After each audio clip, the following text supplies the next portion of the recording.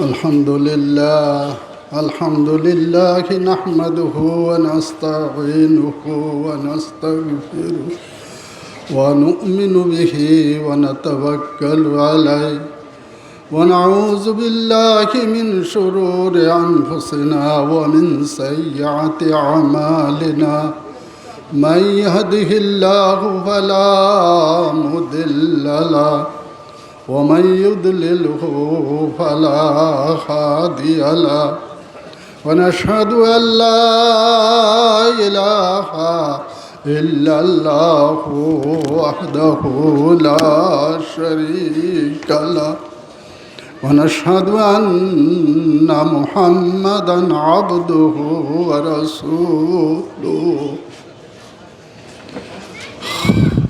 ما كان محمد أبا أحد من رجالكم ولكن رسول الله وخاتم النبيين وكان الله بكل شيء عليما إن الله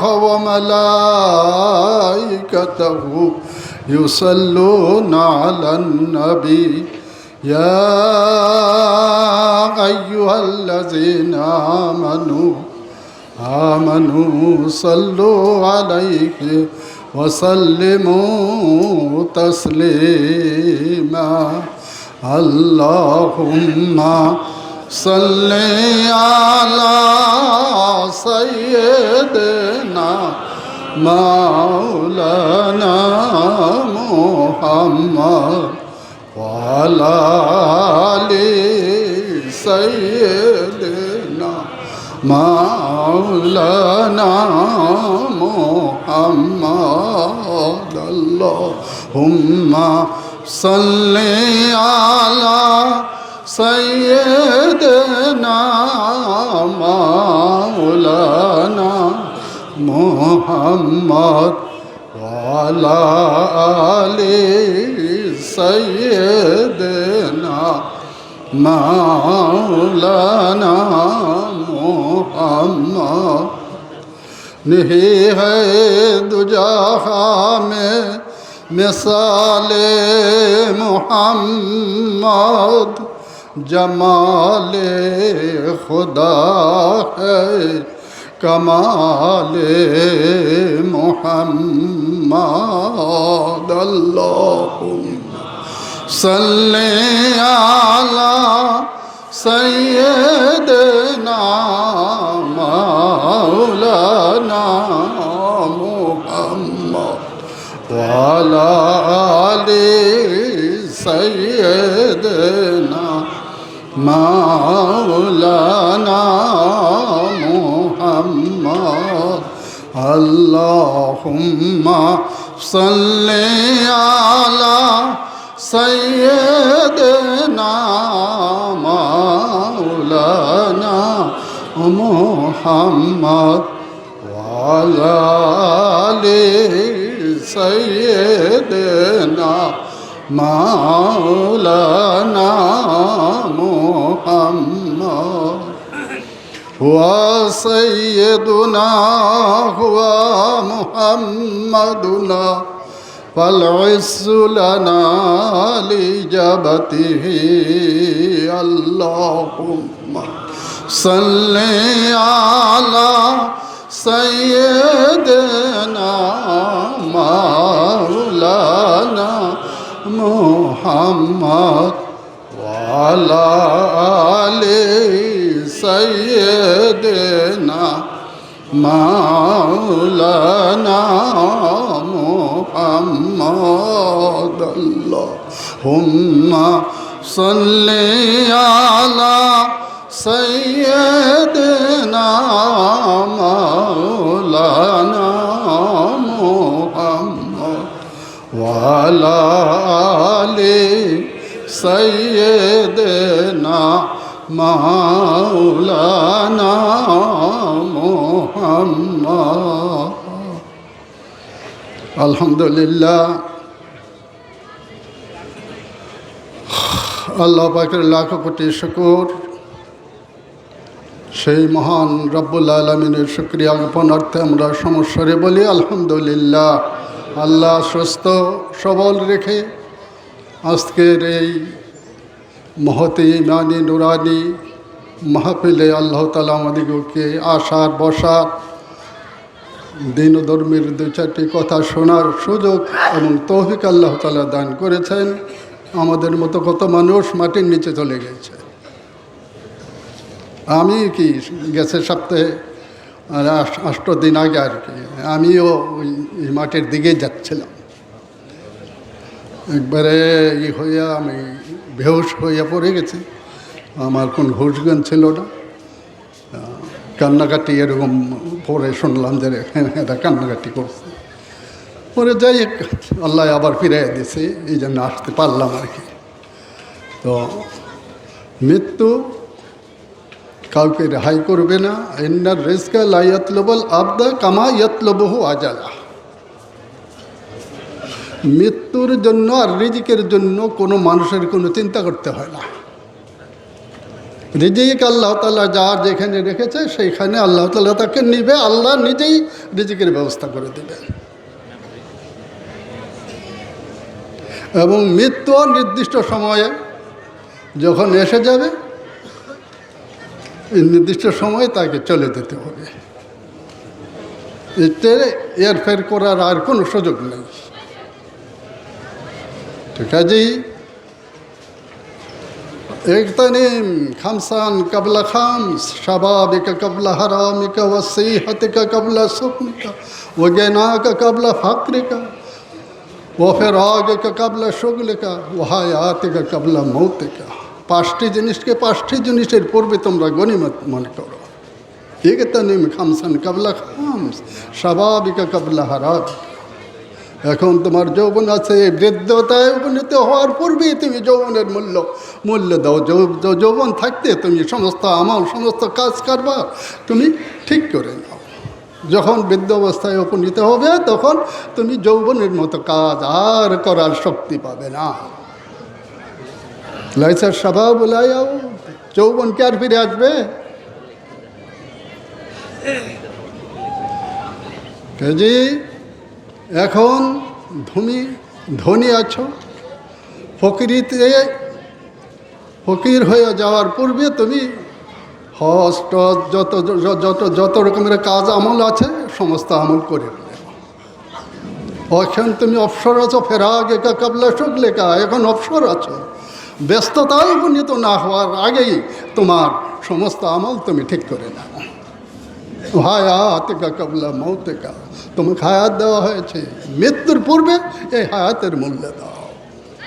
হাজারো আফসোস করলে আর কোনো কাজ আসবে না। মৃত্যুর পরে আর আমল করার কোনো সুযোগ নেই। এই দুনিয়াতে আমল করলে সেটা কাজে আর কি। মরার পরে কবরের মধ্যে যে কোরআন শরীফ সারা জিন্দেগিও পড়ে একটি সওয়াব হবে না। হ্যাঁ, ওলি আল্লাহ কবরের পাশ দিয়ে যাচ্ছিল, তো এক আল্লাহর এক বান্দা কবরের মধ্যে বসে বসে কোরআন শরীফ পড়তেছে। সালাম দেয়া ওনার অন্তর্দৃষ্টি খোলা ছিল, জিজ্ঞাসা করলো যে আপনি এখানে কত বছর যাবত এখানে কোরআন শরীফ পড়েন? আমি 40 বছর যাবত এখানে কোরআন শরীফ তেলাওয়াত করি। সুবহানাল্লাহ, সুবহানাল্লাহ। ও 40 বছর কোরআন শরীফ তেলাওয়াত করে ওই ব্যক্তি বলতেছে, ভাই আপনি আপনার সুবহানাল্লাহর সওয়াবটা আমার দিয়ে দেন, আমার 40 বছরের কোরআন তেলাওয়াতের সওয়াব আপনি নিয়ে যান।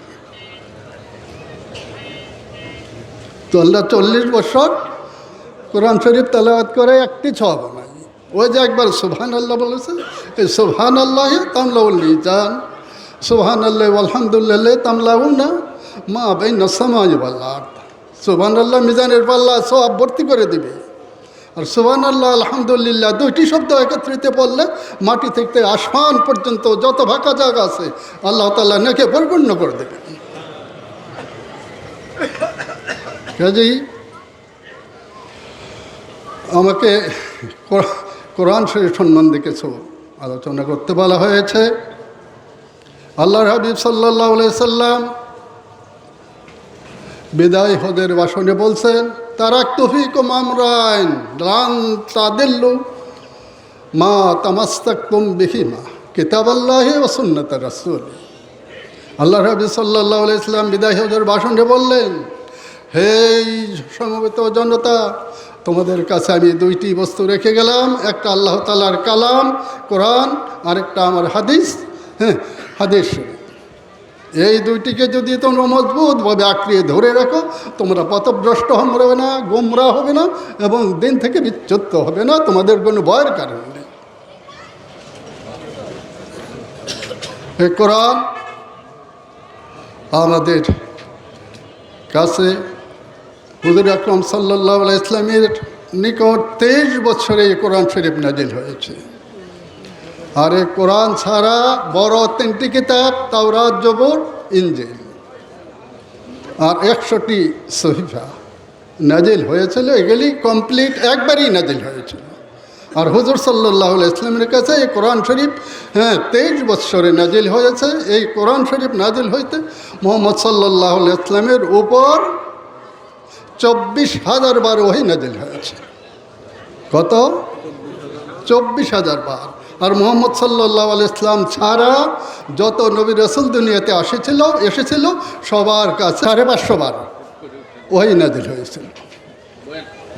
ওহী শব্দটা বলতে আমরা খুবই সহজ মনে করি, ওহীটা কিন্তু অত্যন্ত কঠিন ব্যাপার।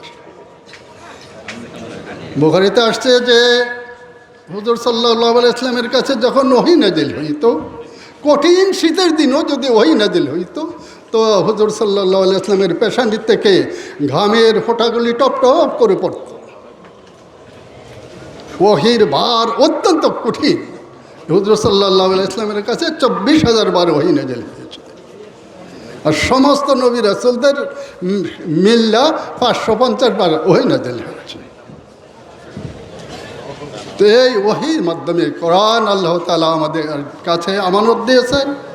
এই কোরআনকে, হাদিসকে যদি আমরা আঁকড়ে ধরে রাখতে পারি, তবে আমাদের কোনো ভয় নাই। কোরআন, এই কোরআনে কারীমের তাফসীরের মধ্যে ইউশা ইবনে নুন একজন আল্লাহ তাআলার নবী ছিলেন। নবীর কাছে আল্লাহ তাআলা জিবরাইল আলাইহিস সালামকে পাঠিয়ে আল্লাহ তাআলা ওহী প্রেরণ করলেন। হে জিবরাইল, যাও আমার বন্ধু ইউশা ইবনে নুনের কাছে ওহী প্রেরণ করে তুমি বলে দিয়ে আসো যে আপনার উম্মতের মধ্যে 1 লক্ষ লোককে আল্লাহ তাআলা আল্লাহর গজবে নিপতিত করে ধ্বংস করে দেবে। কত?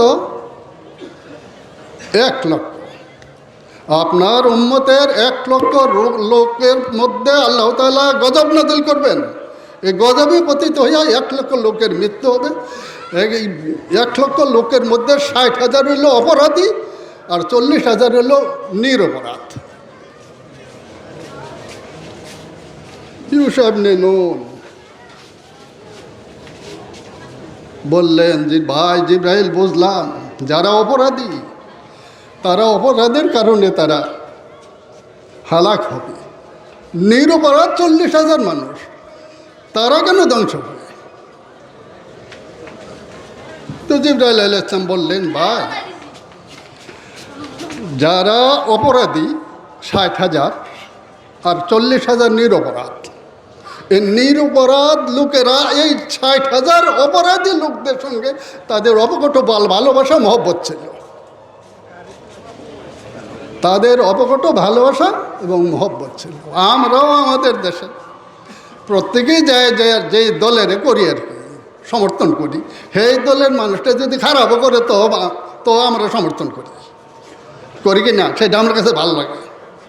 আর বিপরীত দলের লোকটা যদি ভালো কথাও কয়, ভালোও করে, তো সেটা আমার কাছে ভালো লাগে না। তো এখানে বলা হয়েছে যে 60,000 লোক অপরাধী আর 40,000 লোক এই অপরাধী লোকদেরকে সমর্থন করতো, তাদের সঙ্গে উঠা বসা করতো, তাদের কপালের মধ্যে তাদের অন্যায় দেখে একটু বাসও করতো।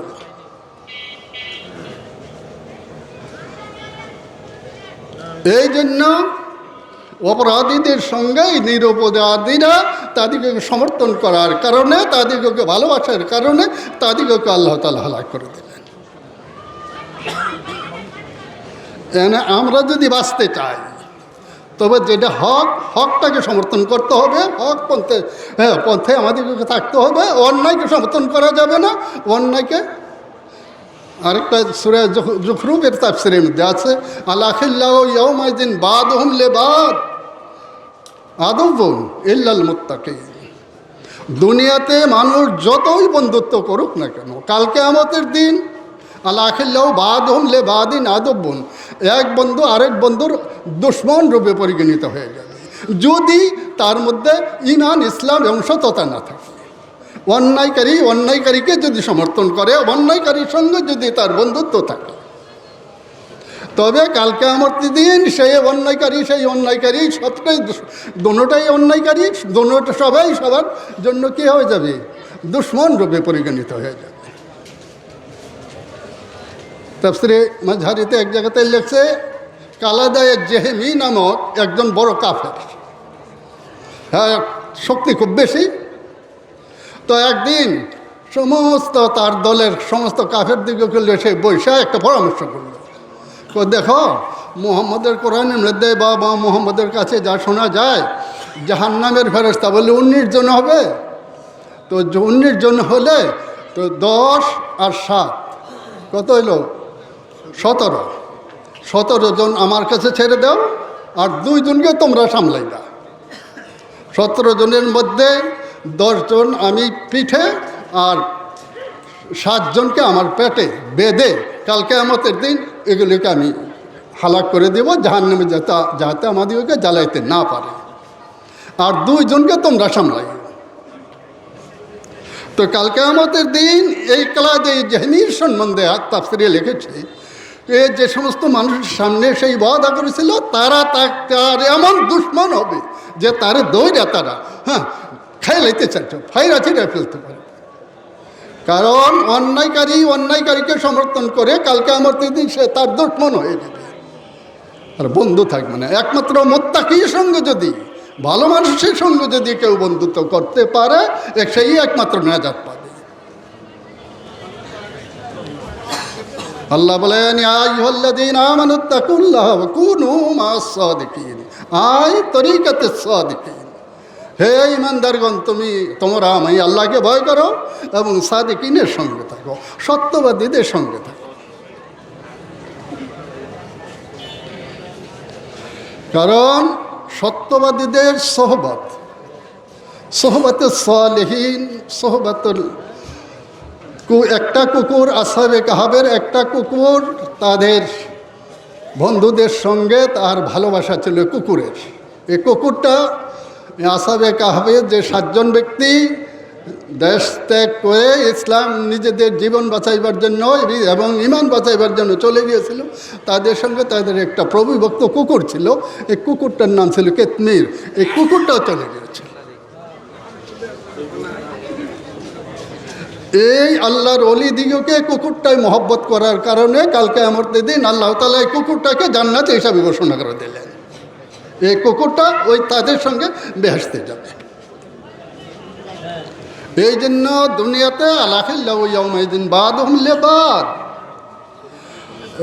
একজন বন্ধু আরেক বন্ধুর প্রকৃত বন্ধু যদি হয়, তত প্রকৃত বন্ধুর দোস্ত। তাহাদুরুল মালাইকা ওয়া ইয়াগফিরু জালিসাহা। এই প্রকৃত বন্ধুদের কাছে আল্লাহর তরফ থেকে, আসমান থেকে ফেরেশতা নাজিল হয়, এবং তাদের সঙ্গে যারা মহব্বত করে, তাদের সঙ্গে যারা ওঠা বসা করে, তাদের সঙ্গে যারা চলে, আল্লাহর ফেরেশতা তাদেরকে মাফ করে দিয়ে দেন, মাফ করে দিয়ে আল্লাহর কাছে চলে যায়। একদিনের ঘটনা, এক ফেরেশতা বলতেছে যে, আল্লাহ আপনি যে পাঠাইলেন, যে আল্লাহর ওলিদের সঙ্গে যারা ওঠা বসা করতেছে, বসে আছে, তাদের সবাইকে মাফ করে দিয়ে আমরা চলে আসতাম। তা আসলাম, কিন্তু একজন লোক এখান থেকে রাস্তা দিয়ে যেতেছিল, তারা তো তার সঙ্গে কোনো বন্ধুত্ব রাখে নাই, কোনো কিছুই করে নাই, এমনি তার মনে চাইছে একটু বসছে। তারা কি করতাম? আল্লাহকে তারও মাফ করে দাও। আমার ওলিদের সঙ্গে যেহেতু বসছে, তাদেরকে মাফ করে দাও। সত্যিকার প্রকৃত বন্ধুর সঙ্গে যদি কোনো একটা কাফেরও বসে, তো কাফেরও মাপ পেয়ে যেতে পারে আল্লাহ তাআলার দয়া হইলে। তো কাজেই দুনিয়াতে আমাদেরকে ভালো মানুষের সঙ্গে চলতে হবে, ভালো মানুষের সমর্থন করতে হবে, ভালো মানুষের সঙ্গে চলতে হবে। তো ইউশা ইবনে নুন এই 60,000 লোকের সঙ্গে 40,000 ভালো লোক তাদের সমর্থন করার কারণে এবং তাদের সঙ্গে উঠা বসা করার কারণে তাদের অপরাধ দেখে তাদের মনের মধ্যে কোনো কি আসে নাই, কোনো আক্ষেপ আসে নাই, চেহারার মধ্যে কোনো বাস পড়ে নাই। এই জন্য ভালো লোকগুলিও এই অন্যায়কারীদের সঙ্গে কী হয়ে গেল, হালাক হয়ে গেল।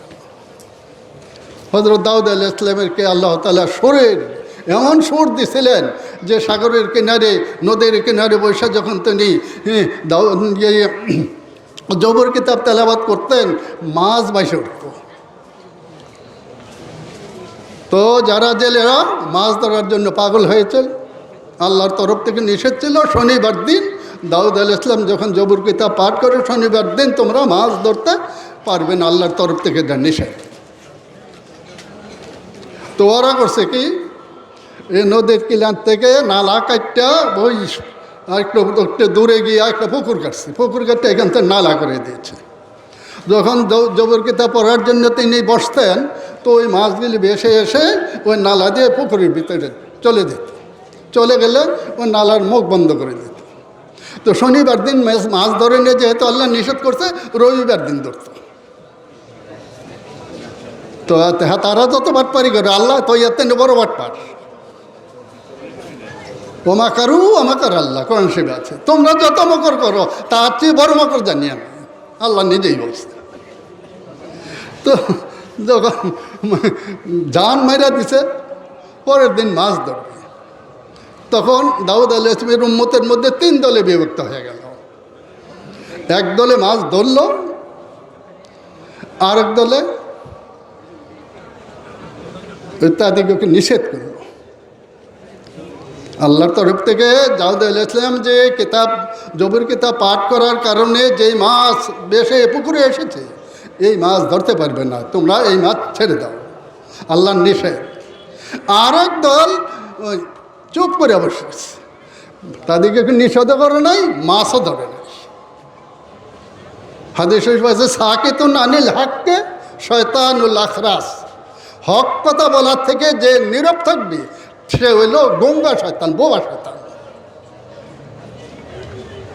যেই দলে মাছ ধরছে আর যেই দলে তাদেরকে মাছ ধরতে কোনো নিষেধ করে নাই, বোবা হইয়া চুপ করে বসে গেছে, সেই দলে বানর হয়ে গেল।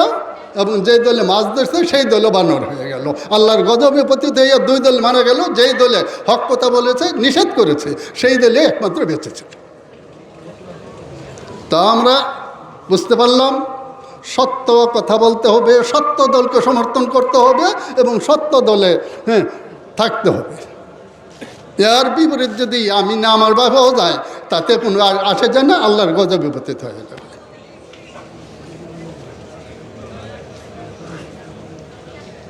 কাজেই আমাদিগকে এই ফিতনা ফাসাদের যুগে সারা বিশ্বে যেই ফিতনা ফাসাদের সয়লাব চলেছে,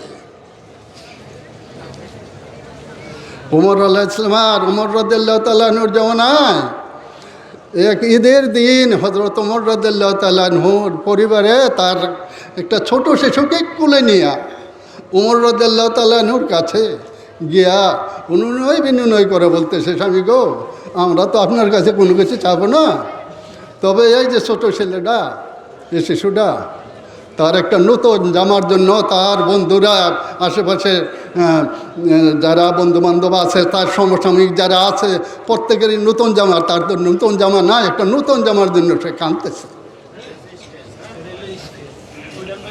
আমি দয়া করে তার একটা জামা এনে দিতেন। তার কান্নায় পরিবারও কাঁদতেছে, ছেলেও কাঁদতেছে। তো এই 2 জনের কান্না উমর রাদিয়াল্লাহু তাআলা আনহুর চোখের মধ্যে কান্না এসে গেছে। দেখো যাই বলো, আমার এই বাইতুল মাল থেকে আমার যে বেতন দেওয়া হয়েছে, বেতনের টাকা দিয়ে তো আমি সমস্ত বাজার করে ফেলেছি, আমার কাছে টাকা নাই, আমি দিতে পারবো না। তোমরা এইরকম অযথা দাবি করলো, তার কোনো কিছু আমার করার নেই, আমি এটা দিতে পারবো না। দেখেন না কোনো কিছু একটা সুরত করা যায় কিনা। বারে ওরে বলতে বলতে ওনার মনটা একটু নরম হইল। তো বাইতুল মালের যিনি হিসাব রক্ষক ওনাকে ডাকলেন, ওনার ডাকা। তো উনি আসছে, আসার পরে বলতেছে যে তুমি আমার আগামী মাসের বেতন থেকে কয়েকটা টাকা দিয়া, বেতন হিসাবে কয়েকটা টাকা দিয়া আমার ছেলেটাকে নিয়ে যাও, তুমি বাজার থেকে একটা জামা তারে কিনে দাও। ঠোঁট কামড়াতে কামড়াতে তিনি ছেলে লিয়া রওনা হয়েছে। কিছু দূর যাওয়ার পরে আবার ফিরে আসছে। ফিরে এসে বলতেছে, আমিরুল মুমিনিন, এই যে নেন কলমটা, এই যে নেন খাতাটা, এখানে আপনি লিখে দেন যে আগামী মাস পর্যন্ত আমি বেঁচে থাকব, এবং এর নিচে একটা সেল দিয়ে একটা সই দেন। আর আগামী মাস পর্যন্ত জনগণ আপনাকে এই প্রধান খলিফার কাজে নিয়োজিত রাখবে, সেই কথাটাও লেখা, হ্যাঁ, সেইখানে আরেকটা সেল দিয়ে দেন, আরেকটা সই দেন। 2/3 পৃথিবীর বাদশাহ ওই সময়, নতুবা আমি আপনাকে বেতন দিতে পারবো না। এই উমর রাদিয়াল্লাহু তাআলা আনহু কানতে কানতে লুটে, হায় এমন একটা অযৌক্তিক, এমন একটা অন ইসলামিক দাবি আমি কেন করলাম? আমি আগামী দিন বাঁচবো, 1 ঘন্টা বেঁচে থাকবো, এর নিশ্চয়তা কি আমার আছে? আমি এর একটা অযৌক্তিক দাবি, একটা হারাম, একটা অন্যায় কাজের জন্য কেন তাকে আমি উদ্বুদ্ধ করলাম? পাওয়া পড়িয়া বলতেছে, বাবা তুমি আমার মাফ করে দাও, আমি অন্যায় করেছি, আমি বুঝতে পারিনি। 2/3 পৃথিবীর বাদশাহ।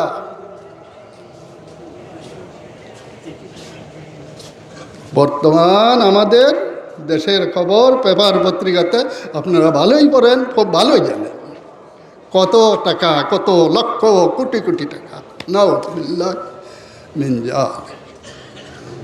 1 টাকা সরকারি 1 টাকা যদি কেউ আত্মসাৎ করে, হাদিস শরীফে আসছে এই বাংলাদেশের 18 কোটি মানুষ এই টাকাটার মালিক। 18 কোটি মানুষ থেকে ক্ষমা না নিলে ক্ষমা হবে না। আর ব্যক্তিগত কারো টাকা যদি মেরে দেয় তো সে একাই মালিক, তার তিনি একা ক্ষমা নিলেই চলবে।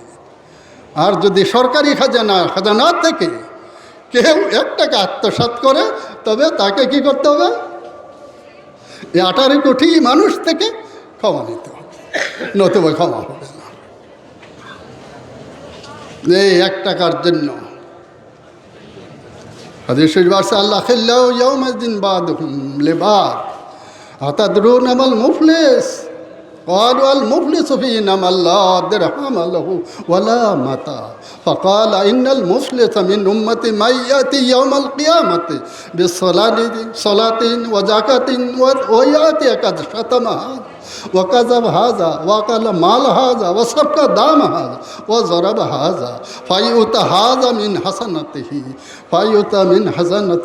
فإن فنيت حسنته قبل أن يقضي ما عليه أخذ خطاياهم فطرحت ثم طرح في النار رواه مسلم। কাল কিয়ামতের দিন হুজুর সাল্লাল্লাহু আলাইহি ওয়াসাল্লাম সমস্ত সাহাবীদিগকে একদিন প্রশ্ন করলেন, আতাদরুনা মাল মুফলিস, হে আমার সাহাবীরা, তোমরা কি জানো দুনিয়াতে নিঃস্ব গরিবকে? সাহাবীরা বললেন, সহজ, যার কোনো টাকা পয়সা মালমাতা নাই সেই তো ধনী, সেই তো গরিব। উমর রাদিয়াল্লাহু হুজুর সাল্লাল্লাহু আলাইহি ওয়াসাল্লাম বললেন, তোমাদের উত্তর হলো না।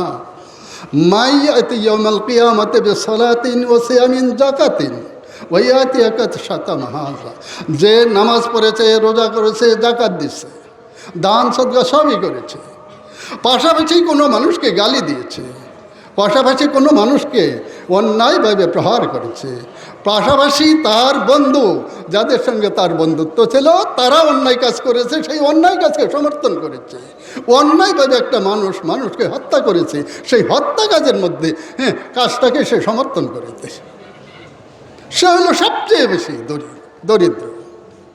কাল কিয়ামতের দিন এই দরিদ্র মানুষটা উঠবে, যে হক নষ্ট করেছে সে উঠবে। তো ওঠার পরে আল্লাহ তাআলা বলবেন, তুমি তোমার দাবি কি দাবি আছে? যে হুজুর, আমার থেকে সে আমার এত এত টাকা সে আমার আত্মসাৎ করেছে, আমি তার থেকে আমার সমস্ত দাবি চাই। ঠিক আছে, আসো, তুমি তার যত টাকা তুমি তার আত্মসাৎ করেছো সমস্ত আত্মসাতের টাকা দিয়ে দাও। হ্যাঁ, সে আবার বলবে যে আল্লাহ, সে আর আমার এই যত টাকা আত্মসাৎ করেছে এই টাকার জন্য তার জীবনের যত নেক আছে সমস্ত নেক একবারই আমাকে দিয়ে দিতে হবে, তবে আমি তাকে ক্ষমা করবো, নতুবা আমি তাকে ক্ষমা করবো। চান্স পাইছে যেন চান্স উড়াই দেয়, সমস্ত টাকাই আমি নিয়ে নেব। মানে একজনই সমস্ত টাকা নিয়ে নেব।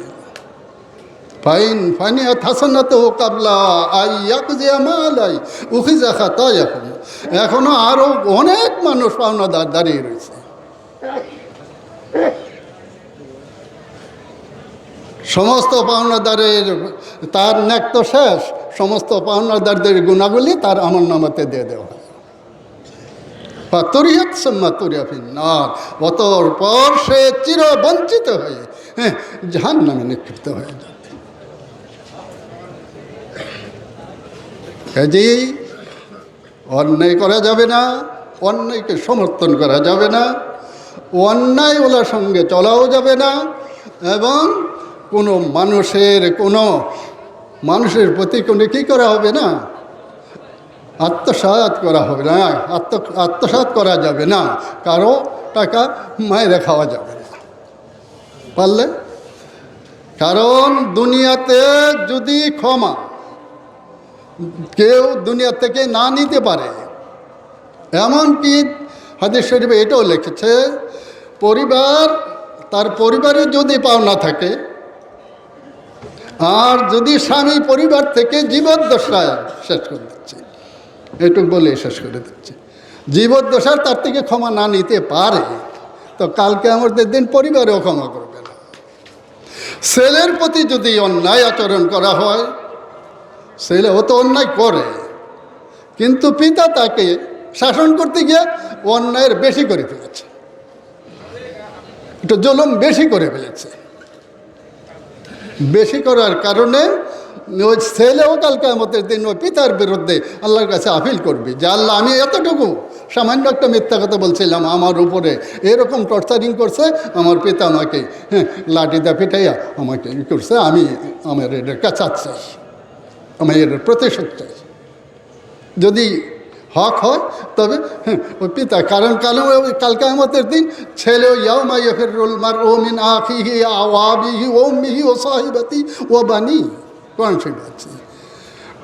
ভাই, স্ত্রী, ছেলে, মেয়ে যখন দেখবে যে আমার পিতাকে দেখা যায় আমার দিকে আসতেছে, যদি নেক চায় কাজী তারা ইয়াউমা ইয়াফিরুল মারউ পলায়ন করবে, দৌড়ে অন্যদিকে চলে যাবে, পিতার সঙ্গে পরিচয় দেবে না। যে ছেলে মেয়ের জন্য এত আত্মসাৎ কইরা বড় বড় বাড়ি দেশে বিদেশে খিসাইয়া তৈয়া গেলাম, মরার পরে কোনো ওয়ারিশ কি কারো কোনো গুনার দাবিদার হবে, গোচ্ছা নেবে যে আমার পিতা এটা করছে, থাক আমরা তার ওয়ারিশ, আল্লাহ আমাদেরকে আজাব দিয়ে দেন। ওয়ারিশরা বলবে আমরা জানি না, এটা আমার পিতার দায়িত্ব, পিতারটা পিতা বলছে, এক কথা বললেই ওয়ারিশরা ছেড়ে যাবে। কিন্তু সমস্ত কিছুর জব যে এই টাকা আত্মসাৎ করেছে তাকেই দিতে হবে, অন্যতায় মুক্তি নাই, রেহাই নাই। কাজী আমরা এই ফিতনা ফাসাদের যুগে আমাদিগকে হক পথে চলতে হবে, হককে সমর্থন করতে হবে।